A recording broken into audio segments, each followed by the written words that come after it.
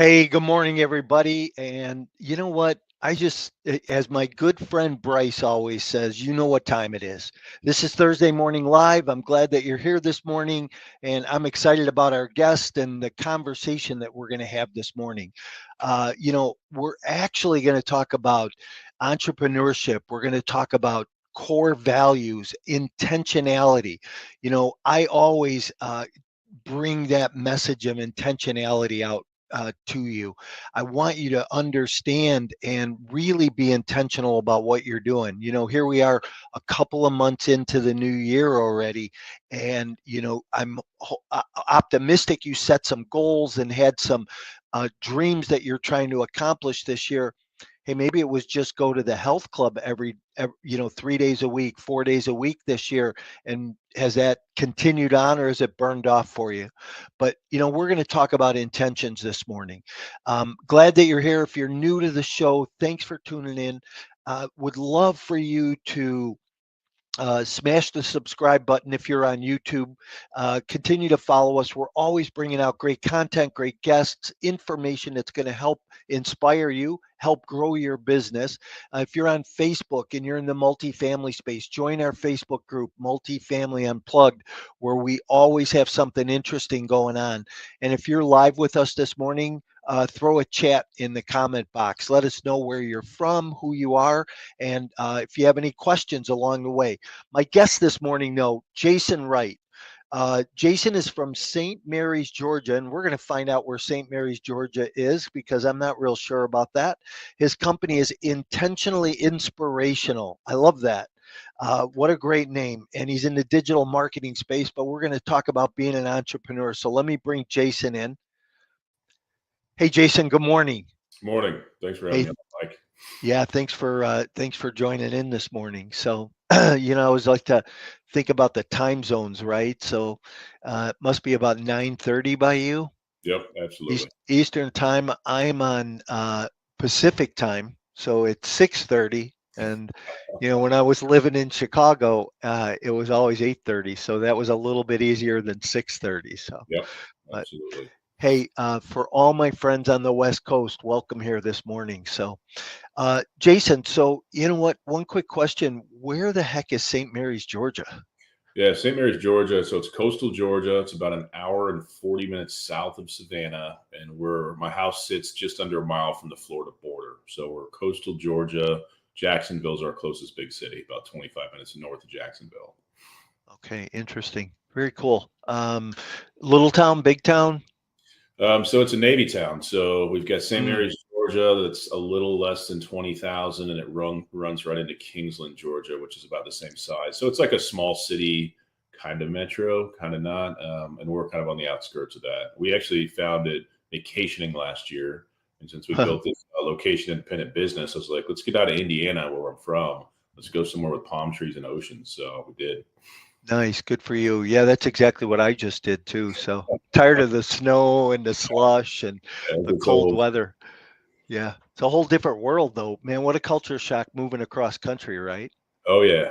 We drove ourselves down and drove the family down about 1,000 miles. So your trip's further, and then was here 2 weeks, and then went back, sold the house, and drove down again. So it's a lot of work. It took up half our year, whether it's physically or emotionally or mentally. So it's a big deal moving across the country.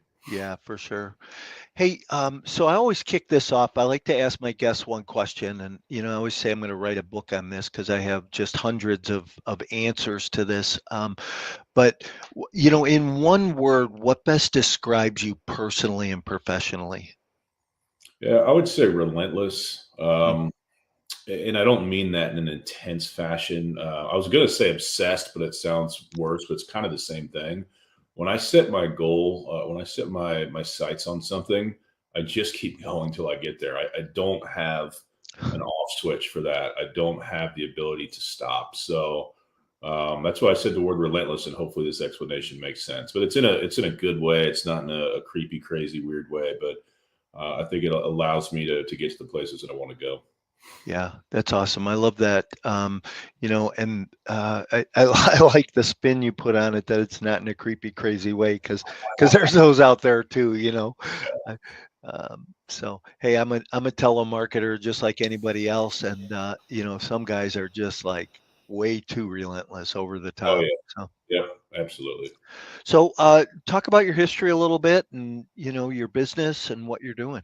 Yeah, so the to go way back and kind of explain why I'm an entrepreneur from a quick level. When I was 14 years old, my passion in life was love fishing more than anything in the world. And I remember when the new Bass Pro catalog came out when I was 14. I was like, "Hey, mom, you gotta see these new lures and new poles and everything." And she's like, "We're not buying any more stuff." I was like, "What do you mean?" She's like, "You have more fishing tackle than anybody I've ever met. Like, we're done." And I was like, "I can't be done. Like, there's new stuff I need to get." She's like, "Well, you need to go earn your own money because I'm not willing to pay for anymore." So that kind of started it for me. I went and cut 3 yards in my cul-de-sac, made 75 bucks a week with no bills, used all that for fishing tackle. So I got my first taste of entrepreneurship young. Fast forward, I was in corporate America about 7 years, had to quit twice to get out, but I just got tired of getting up early. I don't like getting up early. I don't generally take calls before 10:30. So you're the exception, buddy. Yeah. And I wanted to be able to work from home and live wherever I wanted to. And those are some of the things that really drove me to get to where I'm at. And the path wasn't easy and it wasn't clear. But again, being relentless and saying, this is going to be important to me for the rest of my life until I get to the things I want, kind of allowed me to get here. So that story probably gives you some insights to how I'm wired for sure. Yeah. So what is your company do, Intentionally Inspirational? Yeah, so we're focused on the sales funnel online. We really help our clients with what we call the back end of the sales funnel. In other words, what happens after people join your email list. So we focused on nurturing leads, building pipelines so people can see kind of the customer journey. And our niche is real estate investors who need to raise capital for their syndications or their funds. So it's a very narrow niche, and we exclusively work within Active Campaign. Active Campaign is a software like HubSpot or Go High Level, so it's a CRM and a marketing automation tool. So we essentially created our own really narrow niche, and we've been doing that with that audience for a couple years now. So, I think the biggest question I always have, and I'm sure there's a lot of other people out there that have this same question, is your emails get lost in spam, in junk, in trash, Yeah, and how do you get your message to the consumer yeah, that, hey, when I bring a multifamily deal to the marketplace, yeah, and I'm trying to raise capital, and I send out 5,000 emails, but 4,200 of them go to spam, it's not helping me. yeah. And I'm just making this up, Jason, so I don't necessarily know that that's true, but Yeah, I use a CRM that, I have issues pretty often. yeah. So I think this month especially, but a lot of the players, Google, Yahoo, et cetera, have now come out this month and said you've got to do some things with the DNS record of the email you're sending from to improve deliverability. And it's really to cut down on spam. So there's things that we do from the DNS record level to help with deliverability, but we also teach our clients don't rely just on email. Use text, use webinars, use social media. You've got to use these different tools for that reason, right? And not only for deliverability, but in some ways, people become numb to email because we all get so many every day. It's harder to stand out in email. It's much easier to stand out in text because text covers the screen of their phone and there's not near as much competition. So, yeah, there's some things that we teach for sure. We might not want to say that live on the air, though, Yeah. because then there might be more Well, competition. you know how it is. You can tell people exactly what you're doing, but 99% of the people won't do anything about it. Absolutely, Give 100%. them the Always keys. been that way. Yeah, it still requires effort, and most. Isn't that sad? We live in a world that the missing ingredient for most people's lives is just consistent effort. You want to Mm, lose weight, but you don't ever go to the gym. You want more money, but all you do is sit around and complain. You've got to do things differently. I feel like I'm talking to my son right now. His right. room's across the hall. He's about to graduate from high school, and we have these conversations. He's starting to realize he works, but he's starting to realize how expensive the world is. And I'm like, why is it you think most people aren't where they want to be financially? And he's like, we start working through it. I'm like, you come home, you lay on your phone when you're not working, you feel like you've earned it. But I said, could you be doing more? could you be doing more in that downtime? Actually, yesterday he told me he's fired up his logo and kind of digital design business again on the side to start making more money. And I'm like, great, sweet. Yeah, it's interesting. I learned a long time ago. I think I got work ethic from my dad, first of all, growing up. My Yep, dad was a hard worker. He was pretty consistent and relentless. I would say he was relentless yeah, looking back. And I think I got that work ethic from him, and have always been a hard worker. yep. People will call me a workaholic. I know there's a 12-step program for that, right? And it's, for me, it's work more. So, Yep. um, but it's, I remember, and I said this a minute ago. Hey, I'm in the marketing business, the telemarketing business, and I learned a long time ago that in order for me to sell real estate as a real estate agent, I needed to pick up the phone and call people. So Yeah, I made 20,000 dials a year, and I knew that that got me 125 listings sold a year, and I had a very nice business as a result of that. yeah, And it's funny, I would go to these seminars where this national speaker would pack 3,000 people in a room, and there's probably 8 or 10 of us that are still friends today that did all the stuff he talked about and still do it today. hmm, And no idea where half those other people are. But yeah. but you're right, 99% of the people won't do it. Are you ready to skyrocket your investment portfolio and leave a legacy? Are you tired of inconsistent returns received in the stock market? Do you think it may be time to take a look at alternative investment options for your portfolio? Passive investing in multifamily real estate could be that option. With no tenants, trash, or toilets, providing a solid return on an annual basis that outperforms traditional investing, also receiving a monthly or quarterly return along the way. These lower risk and secure assets are a great hedge against inflation. If you want to learn more about these types of opportunities, you can email me directly to schedule a 15-minute consultation to see if you qualify. Just email me at mike@mikemorawski.com. Yeah, and it's easy because I've been there where people will struggle with, I'm not worthy, or I'm not ready, or I'm not an expert in this or that, and they get in their heads so deep that it results in them taking no action. But literally, if I were to go back, so I've had this business a little over 8 years. If I were to go back and talk to me back then, I'd say, bro, here's the secret: just keep going. The Right. timeline's unknown. Things can take a long time, or they can happen quickly. You'll have no idea. Just keep going; it'll be fine. Yeah, 100%. Yeah, just, don't give up. They say most small businesses, and, let's talk about entrepreneurship for a minute. Most small businesses fail in the first 5 years, Yep, right? yep, And even a greater percentage in the first 3 years. yep. So, I have a really good friend, Jason, and, we've been friends for a number of years, and, he'll do something for a short period of time, go do something else, do Oh yeah. something else for a short period of time, go do something else. And he wonders why he can't get anything going. Yep. And I think it's that, being intentional, being consistent, being resilient, you know. Yep. Um, I've got friends that way too. Every time you talk to them, you're like, what's gonna be the new thing this time? And that's their personality. It's a bit of that shiny object syndrome slash you're just not patient enough. And there's a point where you can do something too long and it doesn't yield fruit. It's time to, cut bait and move on. So you've got to move through business as best you can, not really emotional with your ideas. Really, the market's who decides if the offers are good, right? So we may love an offer, but if nobody has any interest and nobody buys it at a certain point, you're going to have to say, hey, is this a hobby or is this a business? And you're going to have to make that decision. So, not falling in love with your ideas too much, I think is key as well. But yeah, man, I talked to a guy one time and he was very frustrated. And I'm trying to think what he was doing.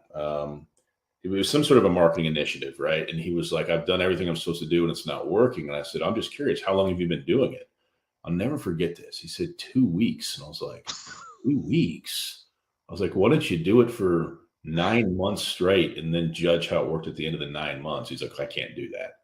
I was like, why can't you do that? He said, I just don't have the patience. And I was like, well, it may not be for you. Like entrepreneurship is not easy.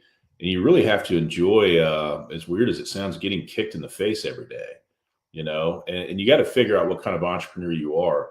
I am not a destination entrepreneur. I found this out last year. I hit a monthly and an annual revenue goal I never thought I'd hit in my life. And when I got there, you know what it felt like? It felt like exactly the same as it does every other year. It didn't feel any different. I always thought it would feel amazing and it would be this great, exciting pinnacle to reach, but it felt no different. I was almost depressed about it for 2 or 3 days. I'm like, what is going on? And then I go, oh, I get it. I'm in love with the process. I'm in love with the journey. I'm in love with the people that I meet and I get to see grow with me. So once I understood that, I realized that this stops for me when I die. Like I don't stop before that. So. Yeah, that's interesting. You say that, because we've all heard the saying, hey, love what you do, and you never work a day in your life, or, be passionate about what you do. But I love that you've said that because it shows that your true passion about what you're doing. I did a social media post yesterday. I was touring a property in Tulsa. Mhm. And I said, this is the part of my job that I absolutely love. Yeah. Going to the property, getting on an airplane, traveling, spending time on a property, making sure that the operations are operating, and there's those parts about your job that you absolutely love and have that passion for. Yeah. And I think that's, in some ways that separates successful from non-successful. Yeah, absolutely. Yeah, I mean, because people can have a lot of money and still hate their lives. I mean, you and I probably both know a bunch of people that way. So life's too short to be miserable. So you've got to do things that you enjoy and do things that give you fulfillment for sure. Yeah. Well, look at us. We both lived in the Midwest, had a little bit of money, Yeah. weren't happy, went to move across country, and now we're happier. It's funny. I was telling my wife yesterday, I said, this year, can we just focus on living our daily life? And she's like, what does that mean? I said, well, for 3 years, I've been trying to get out of central Indiana. Now that we're out of there, like I'm keeping this house forever. Now, this may not be my primary residence forever, but I'm keeping this house forever. So I want to actually do everything we want to do to it, get settled and enjoy my day-to-day life. The last 3 years have been exhausting. So, yeah. So, it's interesting. Listen, here I have a question for you. Why Active Campaign versus HubSpot or Zoho or MailChimp? Yeah. Well, I would say your best competitor there is HubSpot. So Active Campaign is the perfect intersection of affordability. It's very, very powerful, and it's easy for my team and I to teach. So I know it so well. It took me 2 years to train my team on how to use it really well. It's a really nice intersection for our clients. HubSpot is more powerful, but it also gets crazy expensive. And for the people that I work with, I'm going to say 5% of people are willing to pay for HubSpot what they need to do the things we want it to do at that level. So it's just a really good tool. Everything that we promote, we use ourselves as well. So MailChimp is not on the same level of Active Campaign. That's where I started as well. It's great if you want to send emails. The CRM, the marketing automation feature is pretty weak. So Active Campaign plays well with a lot of stuff. So it's a pretty mainstream choice at this point. Any opinion on Zoho? No, not really. I mean, I think it's got a good pipeline feature. I don't get into it much. I usually am pulling people out of these other platforms, but we have our marketing stack that we don't sway from. And I'll meet people every year that are like, hey, I'm a HubSpot guy. I want to work with you, but I want to work with HubSpot. And I'm like, you have a decision to make. Either stick with HubSpot or come with me, but we're not doing both. So yeah. So you only focus on Active Campaign. So that's great. See, right there shows you're in that niche. Yep. And that's your sweet spot. And Yep. it's like when somebody asks me what my buying strategy is, I say, well, I like 100 to 250 units. That's my sweet spot, right? Yep. So I think you have to know where you operate best, right? Absolutely. Yep. Yeah. Yeah. It's like the smaller, the more narrow you stay, the better you get, and you learn the details and everything. So it's a mistake sometimes to go too wide with things.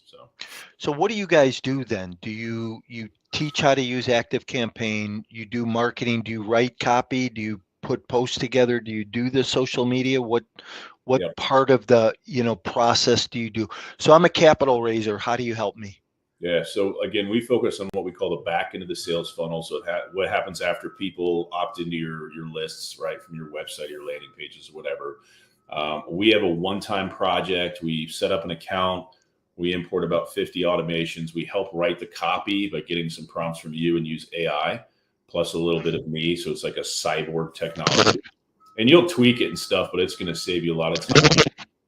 So you're basically paying us for strategy, architecture, training. So we're going to train you on everything and lifetime support. So for that reason, it's a pretty unique offer because I've never seen another marketing company offer lifetime support. Mm-hmm. Yep. So if you're getting leads and you need help nurturing them, which every business does, what we do is focused on the nurture of leads. It also helps with the capital raising events that happen throughout the year for you. And it helps you keep in touch with your current investors as well using marketing automation. And you feel that the process of active campaign gives you more deliverability on your emails and text messaging than on your than other platforms. Yeah, I mean, but like I said, we get into your DNS records for your email domain. We add some records to increase your deliverability out of active campaign. So really all of the deliverability secrets out of text and email, we're doing everything we can to try to improve that for you. There's also some best practices about how you build your list, how you engage with your list. All that stuff matters as well. There's also some warm-up tools out there that will help with deliverability. So it's not a perfect science, but we get you in the best possible place that we can for sure. But just by using text or ringless voicemail plus email, something besides just email, just that alone will get you in front of more investors for sure. Yeah. Hey, and I love what you're doing in your business, and I know that there's a huge niche out there. So tell people the name of your company again and how they get in touch with you. Yeah, intentionally inspirational. Intentionallyinspirational.com is where you can go. If you want to have a conversation, I'd love to show you what we're doing. We've worked with 166 real estate investors in about 2 years. So we are not rookies in this space. I'm a real estate investor as well. I'm in one apartment complex, Chattanooga, 121 doors myself. So yeah, love to talk to you. Yeah, are you GP or an LP? LP. Okay, good for you. Yep. So from an entrepreneurial standpoint, let's talk about being an entrepreneur. What advice would you give somebody today who was going out to start a new business and, feeling the struggles and of the market and, and that, what advice would you give somebody today? Yeah, and really the advice I'm going to give you guys is the same thing I would tell myself if I could go back in time. First thing is, if you have a source of income now, don't do what I did and just abandon all that and try to start from nothing. It's so much harder that way. And it didn't work. I had to go back to corporate. So if you have a day job, make your time off the time to build that business. It's just smarter. It's eliminating unnecessary risk. The second piece of advice is the timeline is unknown. So if you set these goals like I'm going to leave in 3 months, do you have any data to support that? Or is that just a number you're making up? I did that. It did not work out for me. So you're going to have to be patient with that. The final thing is be careful who you share your dreams with. It's very common. It happened to me to have spouses, friends, family, neighbors tell you all the reasons why it's a horrible idea and you're going to fail. But guess what? There is a whole world of people out there like me and Mike as an example who will support your dreams and tell you can do it and have big dreams ourselves. So surround yourself with like-minded people when it comes to building a business. Awesome. I like what you were talking about, setting the goal of 3 months. Well, how are you going to get there? You got to have that plan along the way. I wrote a book called Exit Plan, totally about multifamily exits, right? But it's the same thing in that. If you think about it, if you're going to leave your job, what is the plan to get there? Think about the end result. Where do you need to be in order to do that? Yeah. And, if people can back into that number, makes it easier, right? Absolutely. Hey, couple questions for you. So best book you've ever read? Think and Grow Rich. Okay. It's one that always comes back to me is me going, you know what? I'm not crazy. Other people think like this. So it's always, when I read that, it was a pivotal moment for me for sure. Yeah, I love Think and Grow Rich for sure. So many good, worldly concepts in there. Yep. Just being intentional about your life and where Yep. you're headed, right?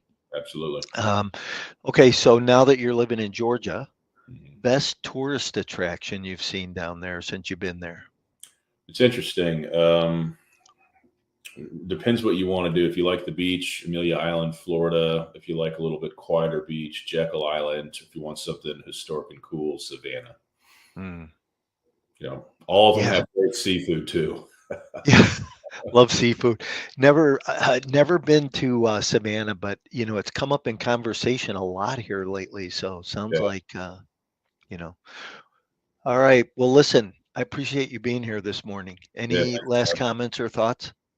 Yeah, final thought I'll leave you all with is you've got something that you're working towards. It might be a this year goal, it might be a lifetime type of thing. Just keep going. Just keep Mm. going. You're going to have hard days. Start of this year hasn't been fun for me. We had a big win yesterday, which is nice, but you have to celebrate all the little wins. So just keep going, and it's okay to celebrate a win once in a while. Well, thank you. I appreciate you being on this morning. Tell people again, Jason, how they get a hold of you and how they should reach out to you. Yeah, if you want to have a conversation, intentionallyinspirational.com, or you can look us up on Facebook, YouTube, or LinkedIn as well. Perfect. Well, thank you. You have a wonderful day. And if I can do anything for you, don't hesitate. And listeners, we're here every Thursday morning. Have a different entrepreneur on talking about entrepreneurship, values, core intentions,